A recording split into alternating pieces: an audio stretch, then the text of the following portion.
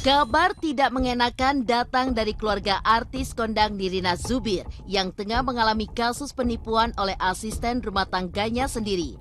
Sebanyak 6 dokumen berupa akta tanah milik Nirina diganti nama menjadi milik sang asisten rumah tangga yang diketahui bernama Riri Kasmita.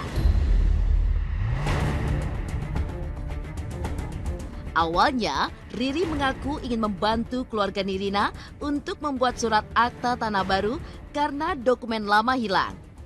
Kendati demikian, alih-alih membantu, Riri pun justru mengganti nama keluarga Nirina menjadi nama dirinya dan juga suaminya.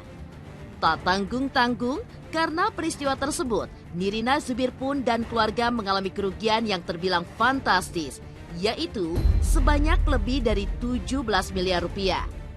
Lantas, bagaimanakah kronologi lengkap kejadian pidana tersebut? Awal mulanya adalah ibu saya ini merasa bahwa dikira suratnya itu hilang, surat-surat tanahnya. Sehingga dia minta tolonglah sama ART-nya yang memang sudah bekerja sama dari tahun 2009 untuk dibantukan diurus suratnya.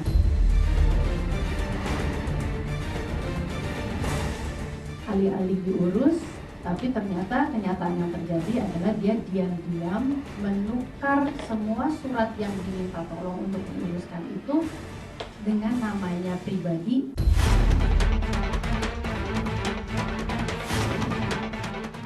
Atas nama Riri Kasmita, anak dari Ibu Nur Hasnisah dari Bukit Tinggi, bersama suaminya yang namanya adalah Edrianto.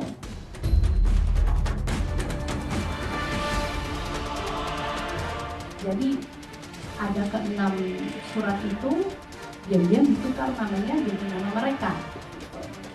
Terus ada sebagian diagunkan ke bank dan sebagian lagi dia jual.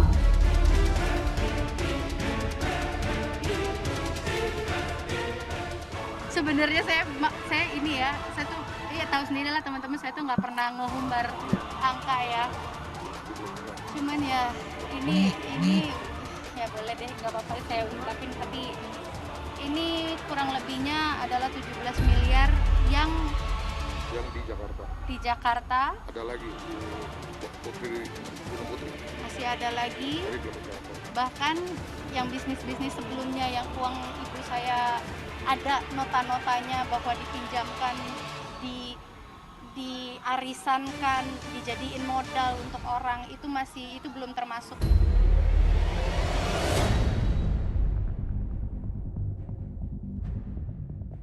Tak bisa dipungkiri, saat meminta tolong pada Riri untuk mengurus akta tanah, Ibunda Nirina Zubir memang sedang dalam kondisi yang sudah sepuh dan mudah lupa. Dari situlah, celah untuk melakukan tindak kriminal pun terbuka lebar. Usut punya usut, akta tanah yang dikira hilang itu ternyata memang sengaja diambil oleh pelaku untuk mengelabui almarhum Ibunda Nirina Zubir. Awalnya memang ibu kami mengira hilang. Kenyataannya setelah diselidiki sama polisi, itu bukan hilang. Itu diambil sama dan atas pengakuan dia sendiri juga ya. Dan dia sudah mengakui itu. Jadi dia diambil dan dirubahlah seperti keadaan sekarang ini.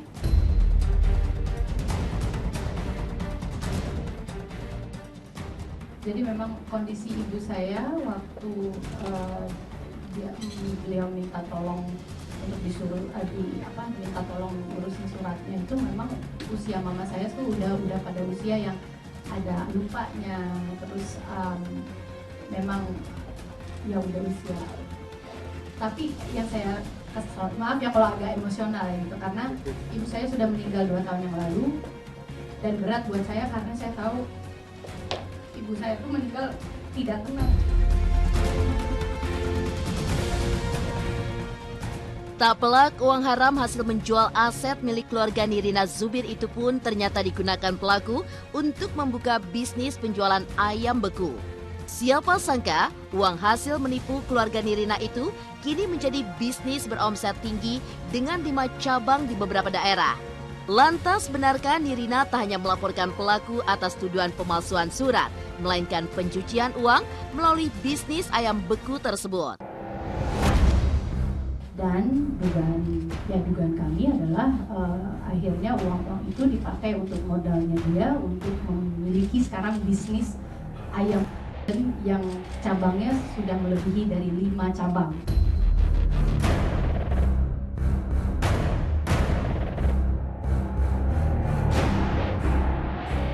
Pasalnya pemalsuan surat 263, 264, 266 KUH pidana. Ancaman maksimal 7 tahun penjara sama kita laporin pencucian uang. Karena diduga uang hasil menjual, menjaminkan tanah milik warga Nirina digunakan untuk bisnis ayam. Ya kami menduga ada pencucian uang di situ.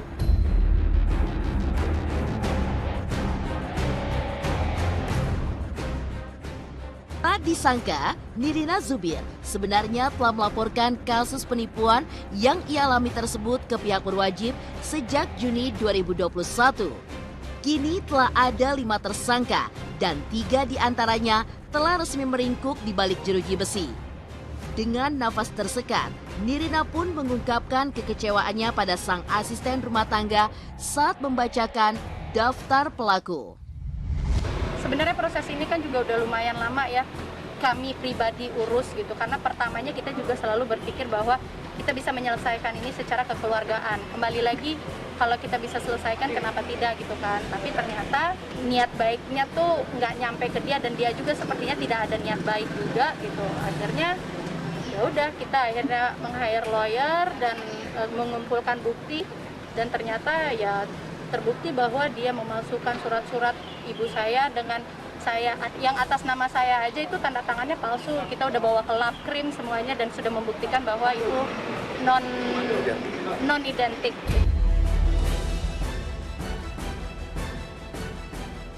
Para pelaku Riri Kasmita, yang kembali lagi saya tegaskan adalah Ibu Nur Hasnisah, anak dari Ibu Nur Hasnisah dari Bukit Tinggi. Saya kecewa sekali.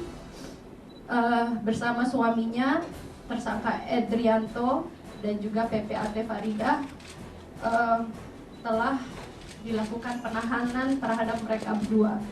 Masih ada 2 orang lagi yang akan ditindaklanjuti. 5 tersangka tersebut 3 hadir, makanya sudah ditetapkan penahanan.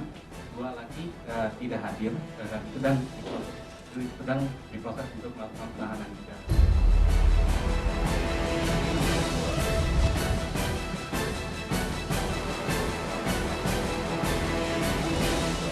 Tak pelak, Nirina Zubir pun mengaku sakit hati dengan perlakuan asisten rumah tangga yang telah ia percaya itu. Bukan tanpa alasan, asisten rumah tangga yang bernama Riri itu ternyata telah sangat dekat dengan keluarga Nirina. Bahkan, Riri pun telah bekerja untuk keluarga Nirina sejak tahun 2009. Dengan berlinang air mata, Nirina pun mengungkapkan kekecewaannya pada Riri yang tega melakukan penipuan pada almarhum ibunya yang sudah berusia senja pada kala itu. Yang saya kesal, maaf ya kalau agak emosional gitu, karena ibu saya sudah meninggal 2 tahun yang lalu, dan berat buat saya karena saya tahu ibu saya itu meninggal tidak tenang. Karena saya punya not ditulis sama ibu saya, kalau ibu saya tuh ditulis uang aku ada, tapi pada kemana ya gitu. Terus surat-surat, kok belum kelar-kelar ya, minta tolong sama Riri, kok belum kelar-kelar. Masih ada sakit di hati saya karena di sini urusannya adalah orang terdekat gitu kan, terdekat dari ibu saya yang melakukan ini. Ya kita juga sekeluarga deh, bukan hanya ibu saya, kita sekeluarga tuh nggak pernah ada pikiran buruk sedikit pun gitu loh. Kepikiran untuk ada orang lain mau jahat kita seperti itunya juga nggak pernah kan. Jadi ya udah, dengan dia bilang bahwa dia bisa bantu untuk mengadakan surat tanah itu tadi lagi, ya udah ibu saya nggak ragu-ragu, ya minta bantuan sama dia. Tapi alih-alih dibantu, malah dia diam-diam membalikan surat ibu saya atas nama ibu saya 3 Jadi ibu saya itu ibaratnya ya kan dia tuh sudah bersama kami dari tahun 2009. Jadi saya sudah tahu dia sangat bermulut manis. Dia sangat pintar sekali masuk ke hati ibu saya gitu. Jadi dengan segala ucapan manisnya yang dia bilang bahwa dia punya teman yang bisa membantu untuk mengurus surat-surat segala macam. Lebih lanjut, Nirina pun ingin kasus penipuan yang menimpa dirinya ini benar-benar diusut tuntas. Bukan hanya karena dirinya dan keluarga merasa dirugikan, namun kasus penipuan yang menimpanya ini telah melibatkan praktisi hukum yang seharusnya melayani masyarakat. Nirina mengaku sakit hati karena melihat bahwa ada oknum yang membantu pelaku untuk melakukan penipuan dan menyalahgunakan wewenang. 3 orang sudah ditahan, masih ada 2 orang lagi ini sejauh ini sudah ada panggilan tapi belum datang ya, belum datang. Jadi ya kita lihat nih perkembangannya lagi. Dan 2 orang ini adalah PPAT, yang satu adalah Ina Rosaina dan yang satu lagi adalah Erwin Ridwan, PPAT, oknum PPAT.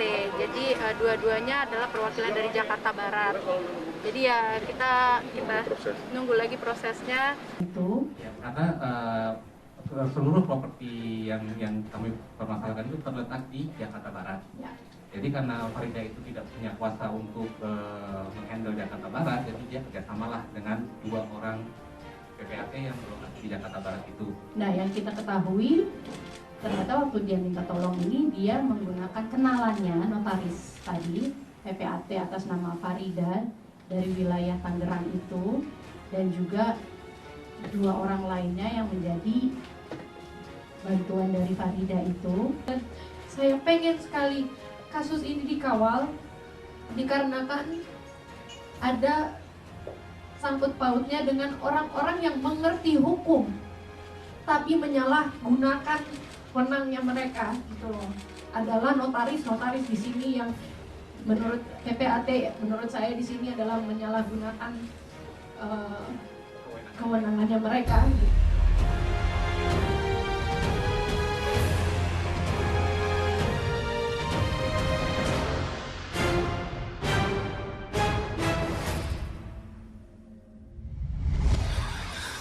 Wah, memang ya, kadang-kadang orang yang paling dekat justru membuat kita kecewa atau tidak bisa dipercaya. Seperti pembantu rumah tangga Nirina Zubir yang memalsukan dokumen tanah hingga alami kerugian sebesar 17 miliar rupiah. Selanjutnya di Hotcast Update ada berita-berita menarik nih pemirsa. Jangan kemana-mana, tetap di Hotcast.